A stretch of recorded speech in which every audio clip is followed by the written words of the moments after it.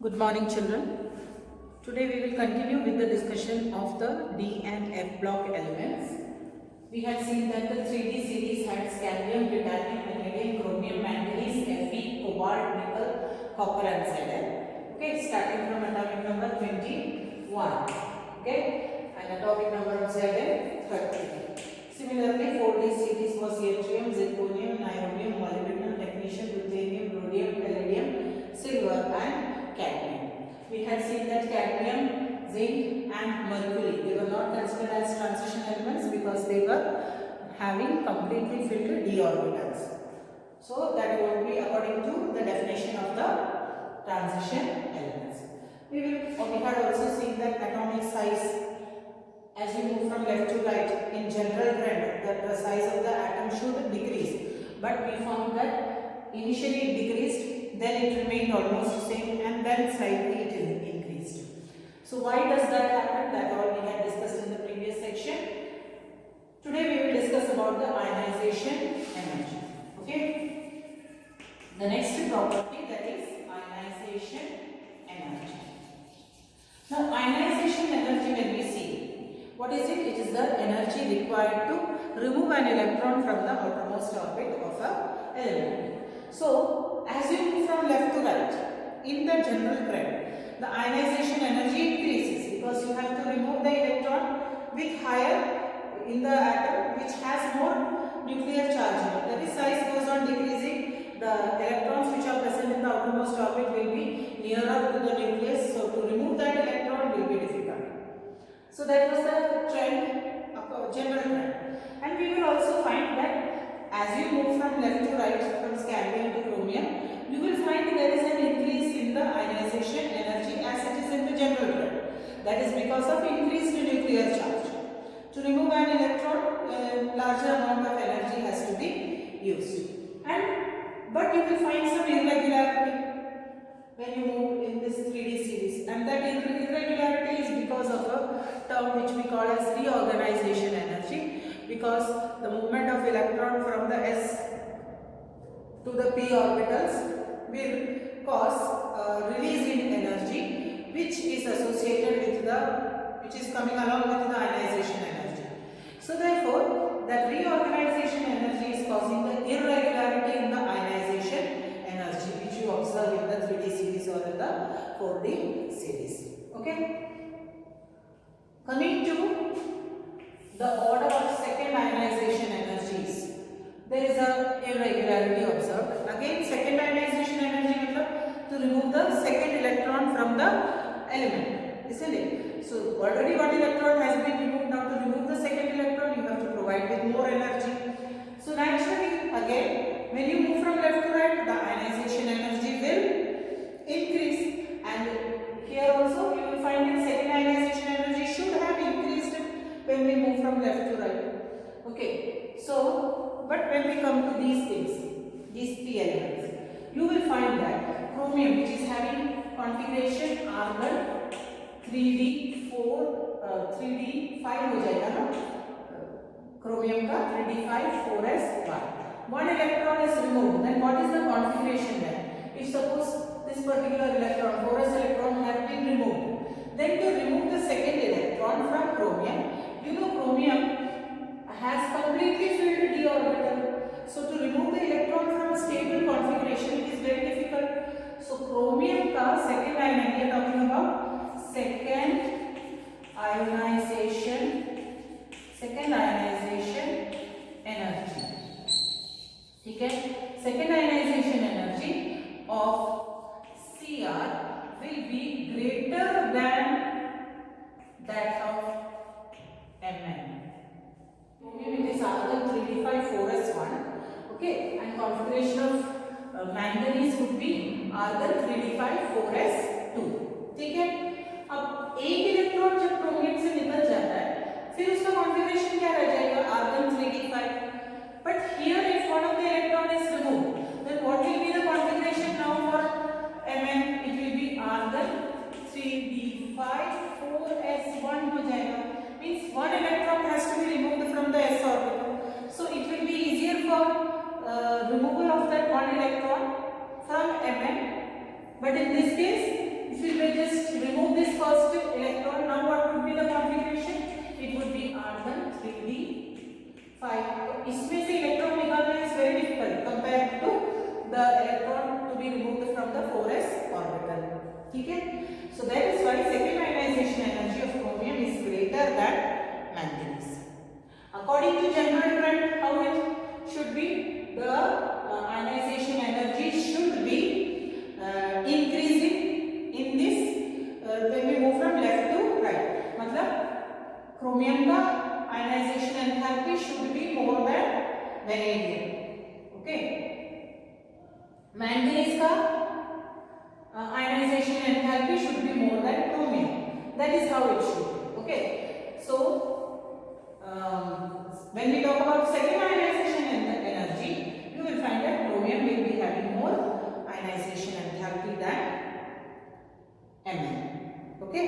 That is because of this kind of a configuration. ठीक है? और vanadium का naturally it will be less than. If you see the order, vanadium will be less than chromium, will be greater than Mn. This is how it is. ठीक है? Similarly, second ionization enthalpy when we talk about Cu का second ionization enthalpy will be more than Z. Okay? So this is how. लेकिन third ionization enthalpy अगर हम consider करें, third ionization enthalpy मतलब already second electron has been removed. Now you will find that third ionization enthalpy में of Mn I am talking about, the electron has to be removed from the 3d orbital. So very high energy for Mn it will be found. Okay? For third ionization enthalpy. Here third ionization enthalpy हमें d orbital में से निकालना, already 5 में से निकल चुका, 4 रह गया, तो 4 में से it will be easier to remove 3d4 electrons than in the case of 3d5. 3d5 is a more stable configuration. ठीक है? So second ionization enthalpy it is this way, and third ionization enthalpy you will find that Mn will have a higher ionization enthalpy than chromium. Third ionization enthalpy I am talking about. Okay? Then when we move towards the right, you will find that all these elements, no, they have completely filled d orbitals, okay, and have a stable configuration, and they have a stable, it will have stable configuration. कौन सा stable configuration है? Configuration that is n-1 d10 4 or ns2. So this is the stable configuration. To remove an electron from the stable configuration it is very difficult. That is why ionization enthalpies for all these elements will be very high. First ionization enthalpy. Okay. So that is regarding ionization enthalpies. The next property which we will discuss today is the magnetic property. Okay, magnetic property. Magnetic property, there are two different kinds of magnetic properties which we can think about. One is the diamagnetic property and the other is the paramagnetic property. Paramagnetic property, it will be shown by elements which are having unpaired electrons. The elements which are having the unpaired electrons, that will show paramagnetic property, and the one which is having paired electrons, they will be called as, they will be showing diamagnetic property. Okay? So mostly all the elements will have unpaired electron with them. Any of them will take. Okay? This is 3d1. Okay? So 3d1. मतलब एक unpaired electron. Sorry, this is 3d1 and this is 3d2. So therefore again unpaired electrons हैं. This is the configuration 3d3. This is configuration 3d5. Again we have unpaired electrons. Mn you will show again 3d5 होगा. ठीक है? 3d5 4s2 है. 4s2 will be paired, so that I am not writing. Only d part I am writing. Here I am having 3d6. Again I am having unpaired electron here. How many unpaired electrons will I find here? I will find 4 unpaired electrons. Okay. Similarly, cobalt 3d7 है, मतलब I will have 3 unpaired electron. This is 3d8. 3d8 मतलब 2 unpaired electron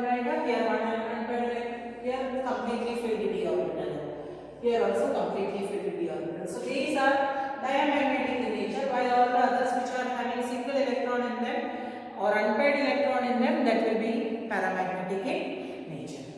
Now the magnetic properties of these elements can be calculated with the help of a quantity which we call as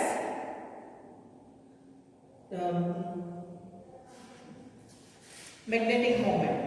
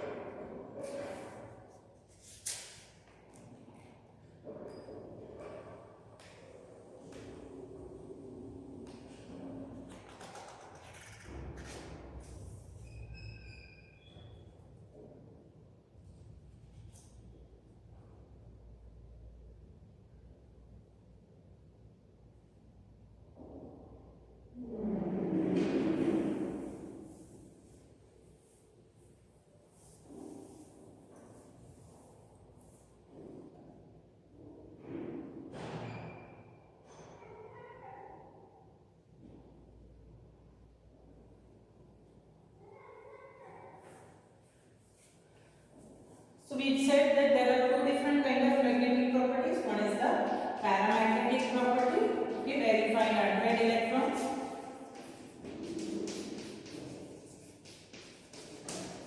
Then you have diamagnetic property.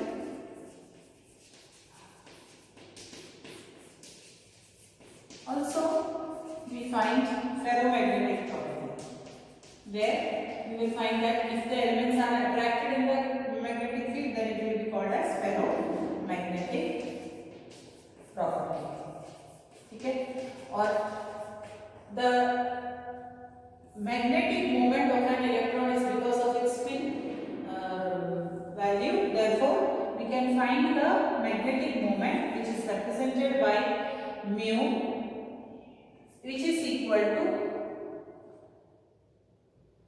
under root of n into n plus 2, where n is the number of unpaired electron. ठीक है, तो अभी number of unpaired electron क्या है, उसके accordingly we can calculate the magnetic moment. Okay, and magnetic moment का unit है Bohr magnetron, which is represented by Bm. Okay, तो जैसे Mn है, इसमें कितना अनपेयर्ड इलेक्ट्रॉन दिखेगा तुम्हें, इट विल बी d5. मतलब all the 5 orbitals of d which will have single electron in it, isn't it?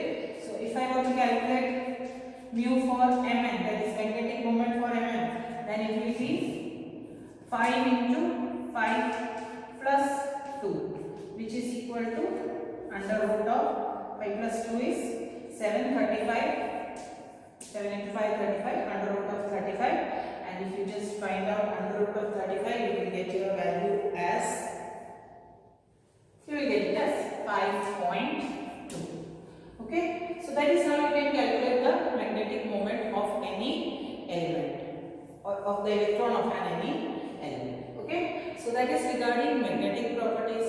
Okay, now the next property which we can discuss here is about the color of the color. Okay, we have discussed magnetic property, we have discussed ionization energy. Previous property which we discussed was atomic radii and ionic radii.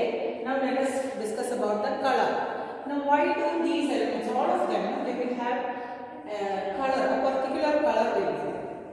Vanadium, chromium or manganese, Fe, cobalt, nickel, these are the ones which you are using in your laboratory also. Okay, Fe you will have a particular color, cobalt, nickel, copper, chromium, all of them have a different colors. Now why do these elements they exhibit different color?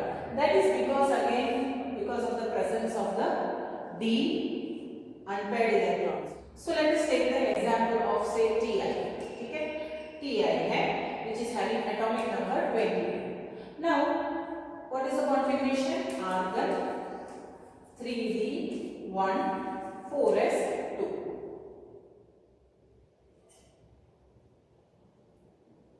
3D2 होगा sorry. It will be 4s2. Argon 18 है और 4s2 will have 20 and this is 22 electrons. In this case, when I write the d orbitals containing 5 d orbitals, I have only 2 electrons here. When it is approached by any ligand, what is happening? This d orbitals, they get split into 2 different type of orbitals, which is called as T2g orbital and Eg orbital. Okay, so this will be your T2g, this will be your Eg, depending on the type of complex it is forming.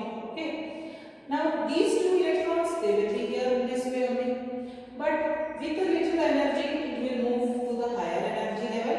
It will go there, but it won't be able to stay there. It will come back, so it will absorb some energy from the light and go into the higher energy level, and when it comes back, it does not remain stable there. When it comes back, it will emit a kind of energy, and that energy will be exhibited in terms of a color.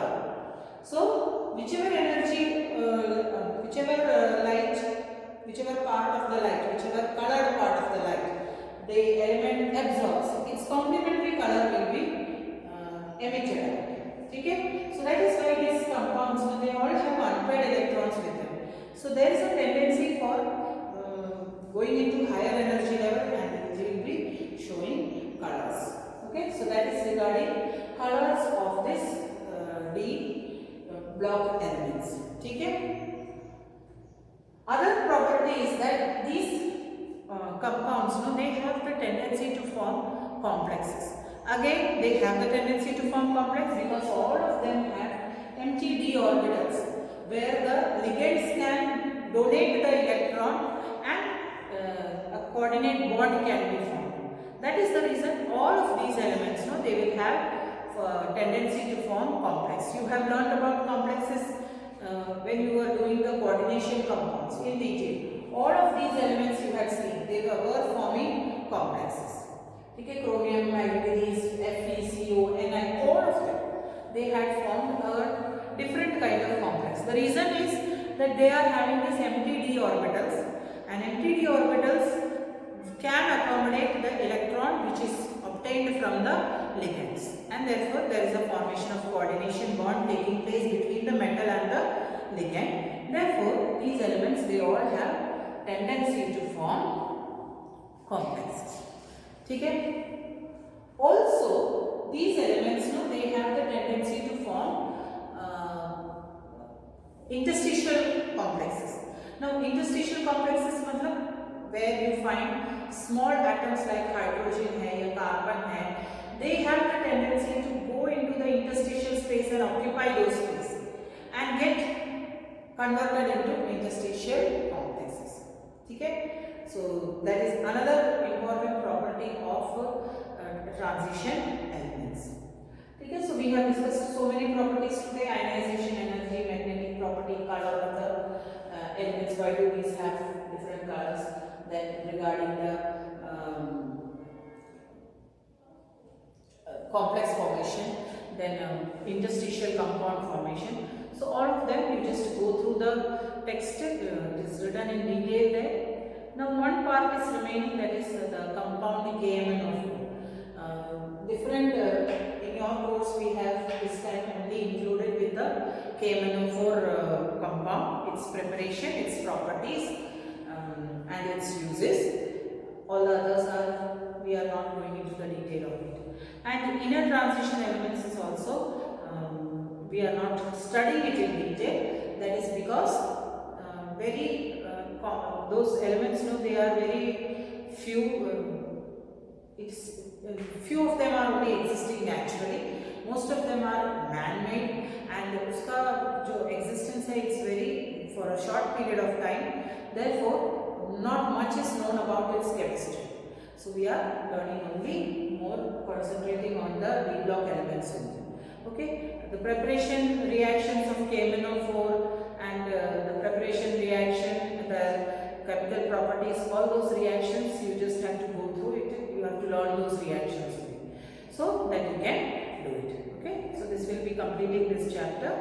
Okay, so everyone read through the chapter thoroughly, and if there is any doubt you can ask.